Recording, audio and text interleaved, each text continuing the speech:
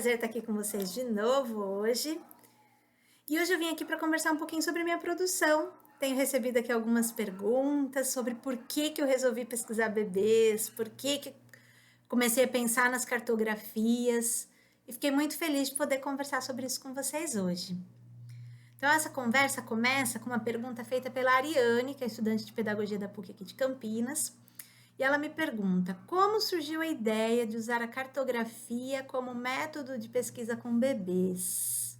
Quais foram as motivações e os questionamentos que eu buscava responder através do desenvolvimento dessa metodologia? Ariane, obrigada pela pergunta. A cartografia é uma metodologia bem interessante para pesquisa com bebês, né? E é sempre muito bonito ver como ela chega nos lugares e como ela sempre mobiliza o interesse do pessoal da educação infantil.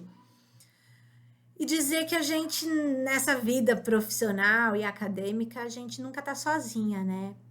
Eu não posso deixar de mencionar que a ideia de pesquisar cartografias, ela foi uma proposta da minha orientadora, né? Quando eu terminei o mestrado, no mestrado pesquisei políticas para creche, e aí eu, para o doutorado, estava pensando o que eu ia propor, e a minha orientadora, a professora Anete Abramovics, tinha voltado de um pós-doutorado, né, um intercâmbio na França, e ela, durante as pesquisas dela, ela conheceu o trabalho do Fernand Deligny, que na França trabalhou com crianças autistas, crianças e jovens autistas, e trabalhou com cinema e com cartografias. Então ela volta dessa viagem com um material que a gente não conhecia no Brasil, né? Não tinha tradução, produções em português sobre o Fernand Deligny. E ela me traz o material, fala: Gabriela, dá uma olhada nisso aqui, eu conheci esse trabalho e acho que pode ser um caminho bem legal para a gente pensar os bebês. Acho que é uma possibilidade interessante aí para uma pesquisa de doutorado. Ela me fez esse convite de pensar metodologias de pesquisa com bebês. Na época eu ainda estava bastante insegura, né? E a sociologia da infância era uma coisa nova também no Brasil. E eu falo: bom, então eu vou mapear as teorias e as metodologias de pesquisas com bebês. E aí, no doutorado, faço esse mapeamento das abordagens da sociologia da infância, das metodologias indicadas, e faço algumas aproximações com o Deligny. No doutorado, eu não dei conta de dialogar com ele como eu gostaria, mas a gente deixou essa proposta para uma outra colega, que é a Júlia Tachikawa, que também fez doutorado com a Anete, um pouquinho depois de mim, e ela se propõe de fato a fazer os mapas, como o Deligny fazia, né? Fazer as cartografias. A Júlia é a real pioneira das cartografias com bebês no Brasil, né? E a partir da tese da Júlia, depois eu vou, já como professora da Unicamp, né? Terminei o doutorado, passei na Unicamp, precisava desenvolver meus projetos de pesquisa, e daí eu falei: bom, agora eu vou então explorar melhor a questão das cartografias. E aí eu começo a convidar estudantes de graduação, começo a fazer projetos, orientar pesquisas, e a gente começa esse trabalho, né? Então, a principal motivação, além do convite da minha orientadora, que é sempre bom a gente ouvir, foi de fato tentar desenvolver uma forma de registrar as experiências vividas pelos bebês que não tivesse a palavra como principal forma de registro, porque a vida dos bebês não é marcada por palavras, né? A forma de vida, a forma de expressão, de comunicação, de interação, são outras linguagens que os bebês usam, e a gente entendeu que a cartografia podia nos ajudar a compreender melhor as experiências dos bebês, fugindo da centralidade das palavras. Então foi um pouco essa a história aí do desenvolvimento das cartografias como metodologia de pesquisa com bebês. A segunda pergunta é da Ana Carolina, também estudante da PUC de Campinas, de pedagogia, e ela pergunta: por que eu acredito que bebês são uma categoria analítica que se difere das crianças? Né? Excelente pergunta, Ana. Durante esse processo de fazer a pesquisa de doutorado, né, e de estudar a sociologia da infância e as suas contribuições para o estudo de bebês, né? Inicialmente, a gente queria encontrar na sociologia da infância o que era dito sobre os bebês e as metodologias que ajudariam nas pesquisas com bebês. E a gente encontra muito pouca coisa. E o que a gente vai percebendo é que a teoria que fala sobre infância é uma teoria que pensa uma criança mais velha. Então, não dá para a gente pegar o que se produz sobre infância e dizer, a infância é de 0 a 12 anos. Então, todo mundo que está ali de 0 a 12 anos está dentro da categoria infância. Porque aquilo que a gente fala sobre a infância, em geral, a gente está falando sobre crianças mais velhas, pelo menos com mais de 3 anos de idade. Aí. Então, a gente passa, né, a argumentar, e essa também foi uma compreensão construída aí no diálogo com a orientadora, né, durante o processo de doutorado, né, porque a gente começa a encontrar, eu começo a encontrar durante a minha pesquisa bibliográfica, algumas produções que vão falar criança pequenininha, criança bem pequena, criança pequena, sempre pensando criança. Mas, quando a gente vai procurar o bebê de fato, não dá para pegar o que se fala sobre criança e dizer, ela é uma criança pequena, mas é criança. Porque tem coisas que não valem para os bebês. Né? Então, por exemplo, quando a gente fala das culturas infantis, quando a gente fala das brincadeiras de faz de conta, como representação simbólica do mundo dos adultos, que é ressignificada e partilhada entre as crianças, isso não vale para os bebês. Né? Então, tem muitos elementos ali, quando a gente pensa em infância, porque a infância é marcada pela escolarização. Não, no caso dos bebês, o percentual de atendimento no Brasil de 0 a 3 anos não chega à metade da população brasileira. E se a gente pega a faixa específica de 0 a 1 ano, o atendimento é ainda menor. Então, a gente não dá para dizer que a escolaridade marca a vida dos bebês, apesar dela marcar a infância. Então, a gente vai olhando para essas categorias, para essas afirmações que são feitas sobre as crianças, e fala, não, mas isso não vale para os bebês. Não, mas isso também não vale para os bebês. Não, mas isso também não vale. Né? Então, a gente entende que seria importante olhar para os bebês como uma categoria diferente.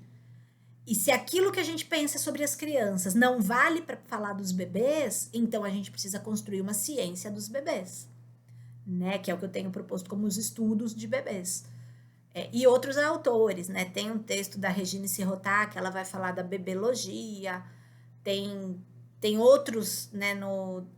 Tem o pessoal que trabalha com as geografias dos bebês, a Louise Holt, tem na Inglaterra, na Suécia também tem um trabalho bacana com os bebês, aqui na Argentina tem o Pablo de Grande. Então, a gente tem aí alguns autores no mundo, na Austrália tem bastante pesquisas também sobre bebês, mas a gente precisa, de fato, juntar essas pesquisas, né, e entender que elas têm algo em comum, que são os bebês. E buscar repertório teórico e metodológico específico para esse grupo. Porque o que a gente fala sobre as crianças, em geral, invisibiliza os bebês. A Fulvia Rosenberg, nas últimas pesquisas dela, já sinalizava um pouco para isso, mas ela não conseguiu desenvolver muito antes de morrer. Mas essa questão da invisibilidade dos bebês nas políticas e nas pesquisas em educação e nas pesquisas sobre infância já vinha sido sinalizada. E aí eu entendo que o modo da gente romper com essa invisibilidade é, de fato, jogar luz nos bebês e olhar para eles como uma categoria analítica especial. Muito bem, aí temos uma terceira pergunta, que é da Isabela, também estudante de pedagogia da PUC Campinas, em que ela traz para a conversa um texto que eu escrevi com a professora Marine Pedovo, da França, né, de Marseille, que se chama Baby Wandering Inside Daycare, e que vai discutir a questão da direcionalidade dos movimentos dos bebês a partir da cartografia. Né? Então, a gente vai discutir esses desejos e esses movimentos dos bebês na creche. Nesse texto, eu conto que a cartografia não interpreta a motivação dos bebês, mas sim os movimentos, né? Mas sim registra os movimentos. Essa é uma ideia que aparece em alguns textos mais recentes também, em várias das nossas publicações. Porque a cartografia, ela tem como objetivo acompanhar os bebês e registrar os seus movimentos. Então, a gente acompanha os bebês, né, observa essas interações, essas relações, os seus deslocamentos no espaço e faz o registro desses movimentos, dos encontros, dos agenciamentos que eles desenvolvem, né, esses encontros e esses afetos, mas a gente não interpreta o que ele quis, o que ele desejou, qual era a intenção do bebê quando fez tal coisa. Porque a gente entende que isso vai muito da subjetividade do pesquisador e é muito mais do que o nosso repertório analítico me permite olhar do que, de fato, o que o bebê fez.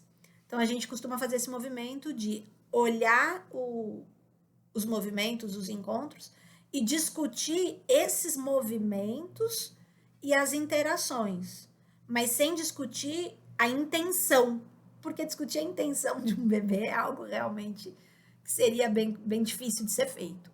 Então, é um pouco isso que a gente faz, né? A gente traça o deslocamento e os encontros dos bebês. Tem vários vídeos aqui no canal sobre isso e mostrando esses deslocamentos que vocês podem depois acessar, especialmente na playlist sobre o projeto de bebês em que a gente trabalhou mais a fundo com as cartografias. E a última pergunta de hoje é para dialogar com a Daiane, também estudante de pedagogia lá da PUC, que estão aí estudando as minhas produções e propuseram esse diálogo. E a Daiane pergunta se eu acredito ser possível, como pedagogas, utilizar das bases dessa metodologia no cotidiano da sala com os bebês, né, no cotidiano da creche, e de que maneira isso seria possível. Essa é uma pergunta bem legal.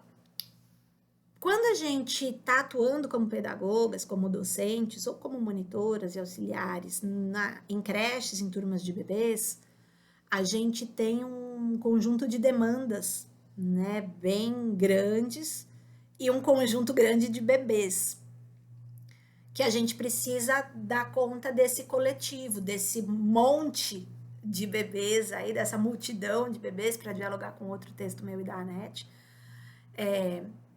Então, a nossa atenção, ela está em muitos lugares. E é difícil a gente parar para olhar atentamente para um bebê, para as relações desse bebê, com o espaço. A cartografia, o exercício cartográfico, eu penso que ele ajuda bastante, sim, na prática docente, no sentido de nos ajudar a olhar e identificar quais são esses encontros, esses trajetos e esses afetos que acontecem no cotidiano da educação infantil.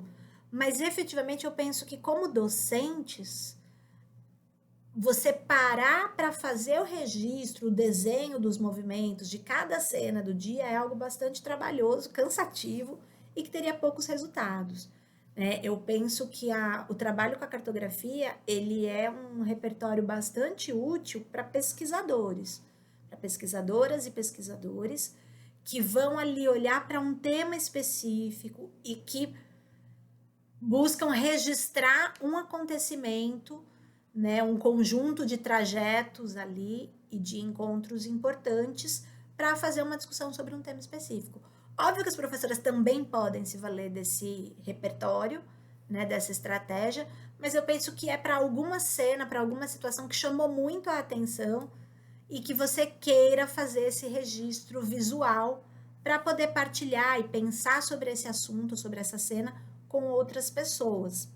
Então, às vezes você pode usar a fotografia, o vídeo, mas às vezes você não tem esse registro visual de foto ou de vídeo, e mesmo tendo esse registro, às vezes a cartografia ela é mais eficiente, porque ela te permite dar maior visibilidade para os elementos da cena que te interessam. Então, acho que é isso, é entender que não é tudo que a gente vê que vai cartografar, porque as nossas cartografias têm cenas que duram 5 segundos, 3 segundos, 10 segundos, mas são cenas de uma intensidade e uma importância para o debate que a gente pretende fazer e para essa construção conceitual em torno dos bebês, que ela merece ser cartografada, né? Mas a gente nunca cartografa tudo o que acontece no dia. Então, a gente faz essas escolhas. Tem pesquisas que vão sim cartografar o cotidiano dos bebês, mas daí a gente olha para o conjunto de bebês, né? Então, os bebês desta turma, de modo geral, às 7 da manhã ocupam esse espaço da creche, às 7h30 ocupam esse outro espaço, às 8 ocupam esse, como a gente vê, por exemplo, no trabalho da Sabrina e da Carol, né? O TCC da Carol e a dissertação da Sabrina tem algumas cartografias que são nesse sentido, de pensar o dia dos bebês na creche. Mas ela não vai mostrar para essas micro-relações cotidianas. E outras cartografias que já vão olhar para esse encontro mais nessa esfera dos microagenciamentos cotidianos, aí a gente não consegue dar conta de um período de tempo muito grande e nem tampouco de todos os bebês da turma. Então, são escolhas que a gente faz dependendo do que a gente quer mostrar. Bom, espero que vocês tenham gostado desse diálogo e fico à disposição para continuar a conversa. Quem mais quiser saber de outros elementos da pesquisa, do meu trabalho, quiser sugerir temas para a gente dialogar, me chama no privado aí nas redes sociais, façam suas propostas que eu faço um vídeo para conversar com vocês. Tá bom? Um beijo grande e obrigada aí ao pessoal da pedagogia que está estudando minha produção e que trouxe aí essas questões para a gente conversar. Um abraço para todo mundo e até a próxima.